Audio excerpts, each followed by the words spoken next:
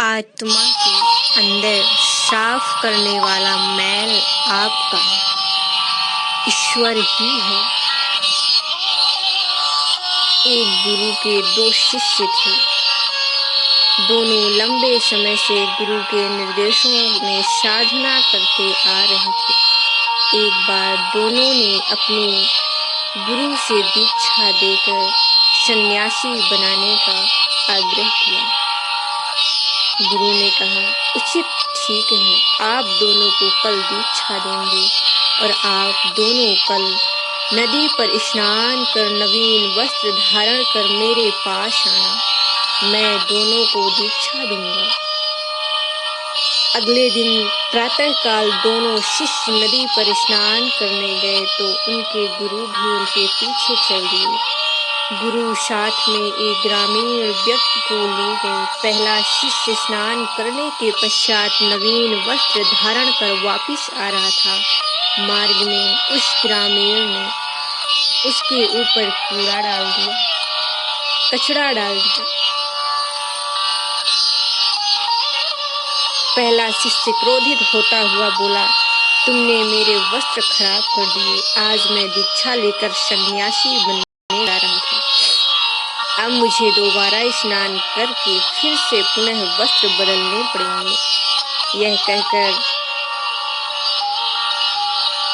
बुदबुदाता हुआ वह वापस नदी पर चला गया और पीछे से दूसरा शिष्य स्नान कर नवीन वस्त्र पहनकर गुरु से दीक्षा लेने के लिए चला। मार्ग में उसी ग्रामीण ने उसके ऊपर पुनः कूड़ा डाल दिया, दूसरे शिष्य के ऊपर भी। दूसरा शिष्य बिना क्रोधित हुए नम्रता पूर्वक बोला, यह कूड़ा, यह वस्त्रों का मैल तो उस कूड़े और उस मैल के समक्ष कुछ भी नहीं है, जो वर्षों से मेरी आत्मा के भीतर गंदगी के रूप में जमा हुआ है। यह बाहरी मैल तो वस्त्र धोने मात्र से धुल जाता है, परंतु भीतर का मैल तो परमात्मा की कृपा से ही समाप्त होगा। इसलिए तुम्हारे कूड़ा डालने से मुझे कोई प्रॉफिट, कोई मतलब नहीं हुआ कि तुम मेरी बर्बादी कर रहे हो, मेरे वस्त्रों की बर्बादी कर रहे हो। उन शिष्य के गुरु वृक्ष के पीछे छुपे हुए अपने शिष्य के वचनों को सुन रहे थे। उन्होंने अपने शिष्य को गले से लगा लिया और कहा, आप दीक्षा देने के पात्र बन चुके हैं। आपके ऊपर ईश्वर की कृपा हो चुकी है। जो भीतर के मैल को दूर करने की चेष्टा करता है वही मोक्ष पथ का पथिक है। मनुष्य को प्रकृति के बाहरी प्रलोभनों से विरक्त कर उसके स्थान पर प्रकाश करने वाला ईश्वर ही है। अथर्ववेद 4 श्लोक में 11वें अध्याय 5वें वेद में इसी संदेह को बड़े सुंदर श्लोकों में लिखते हैं। वेद कहते हैं, परमात्मा की ज्योति के उपासक मुमुक्षुओं, मोक्ष की इच्छा रखने वाले के अंदर से भोगों या भोग बंधन से में बांधने वाली प्रकृति के मृत्यु रूपी जड़ भाव को नष्ट कर देती है और उनके अंदर स्वप्रकाश तरंग को संचालित कर देती है। जो मनुष्य गुरु दीक्षा प्राप्त कर लेता है और जब उसे गुरु दीक्षा प्राप्त हो जाती है तो उसके अंदर की मैलें भी साफ हो जाती हैं और वो अपने पूरे संसार में, विश्व में डरने से दूर हो जाता है। इसलिए हम आप सबसे कहते हैं, विनती करते हैं कि अपने लाइफ में, इस दुनिया में अगर आगे बढ़ रहे हैं तो कभी किसी से डरिए नहीं। हमेशा खुश होकर और लाइफ में अपने लिए शक्ति प्राप्त करके लाइफ में आगे बढ़िए। डरेंगे तो कभी आगे नहीं बढ़ेंगे। जिस मन ने वृंदावन की ओर खींचा रहता है उस गोविंद के प्रेम की डोर से बंधा रहता है, तभी तो हर पल वो राधे राधे जपता रहता है। परिवार की आर्थिक सुरक्षा के लिए सभी लोग भगवान श्री कृष्ण जी की चरणों की प्रार्थना करते रहते हैं।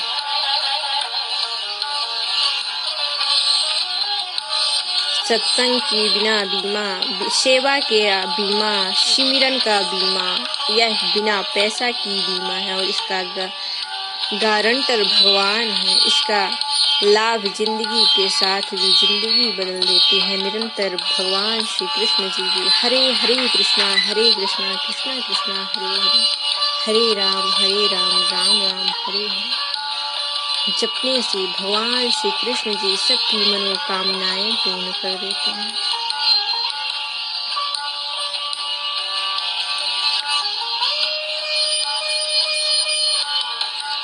श्री राधे कृष्ण की मधुर लीला है। एक समय की बात है जब किशोरी जी को यह पता चला कृष्ण पूरे गोकुल में माखन चोर कहलाता है तो उन्हें बहुत बुरा लगा। उन्होंने कृष्ण को चोरी छोड़ देने की बहुत आग्रह किया, पर जब ठाकुर जी अपनी माँ की नहीं सुनते तो अपनी प्रीतमा की कहाँ से सुनते। उन्होंने माखन चोरी की अपनी लीला को जारी रखी और एक दिन राधा रानी ठाकुर को सबक सिखाने के लिए उनसे रूठ गई। अनेक दिन बीत गए पर वो कृष्ण से मिलने नहीं आई। जब कृष्णा उन्हें मनाने गए तो वहाँ भी उन्होंने बात करने से इनकार कर लिया। तो अपनी राधा को मनाने के लिए इस लीलाधर को एक लीला झूठी यानी ब्रज की लीला गोदने वाली स्त्री को लाली हरण कहा जाता है।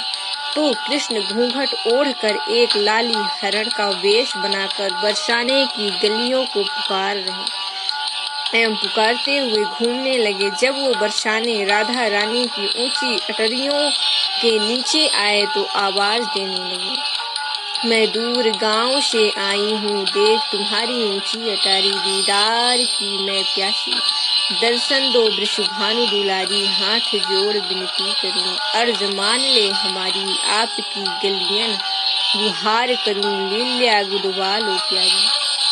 जब किशोरी जी ने यह आवाज सुनी तो तुरंत विशाखा सखी को भेजा और उस लाल हिरण को बुलाने के लिए कहा। घूंघट में अपने मुंह को छिपाते हुए कृष्ण किशोरी जी के सामने पहुंचे और उनका हाथ पकड़कर बोले कि कहो सुकुमारी, तुम्हारे हाथ पे किसका नाम लिखूं? तो किशोरी जी ने उत्तर दिया, केवल हाथ पर नहीं, मुझे तो पूरे श्री अंग पर लील्या गुरवाना है और क्या लिखवाना है किशोरी जी बता रही हैं। माथे पे मदन मोहन, पलकों पे पीताम्बर धारी, नासिका पे नटवर, कपोलों पे कृष्ण मुरारी, अधरों पे अच्युत, गर्दन पे गोवर्धन धारी, कानों में केशव, भृकुटी पे चार भुजाधारी, छाती पे छिड़िया और कमर पे कन्हैया, जांघों पे जनार्दन, उदर पे उखल बधैया,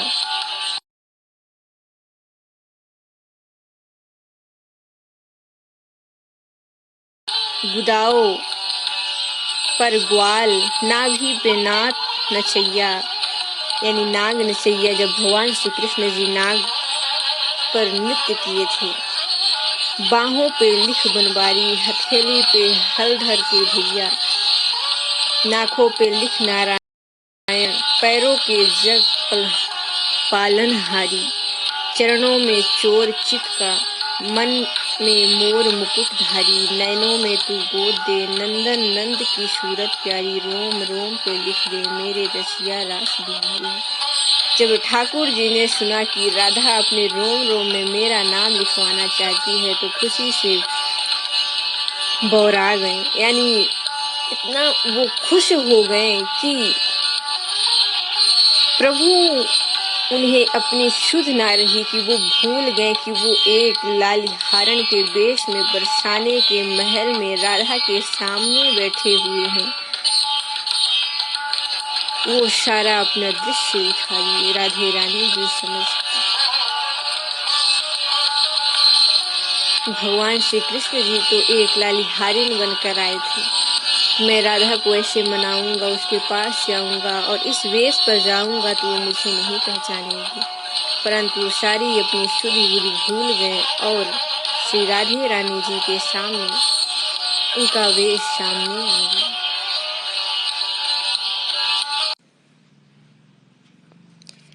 आत्मा के अंदर साफ करने वाला मैल आपका ईश्वर ही है। एक गुरु के दो शिष्य थे। दोनों लंबे समय से गुरु के निर्देशों में साधना करते आ रहे थे। एक बार दोनों ने अपने गुरु से दीक्षा देकर सन्यासी बनाने का आग्रह किया। गुरु ने कहा, उचित, ठीक है, आप दोनों को कल दीक्षा देंगे और आप दोनों कल नदी पर स्नान कर नवीन वस्त्र धारण कर मेरे पास आना, मैं दोनों को दीक्षा दूंगा। अगले दिन प्रातःकाल दोनों शिष्य नदी पर स्नान करने गए।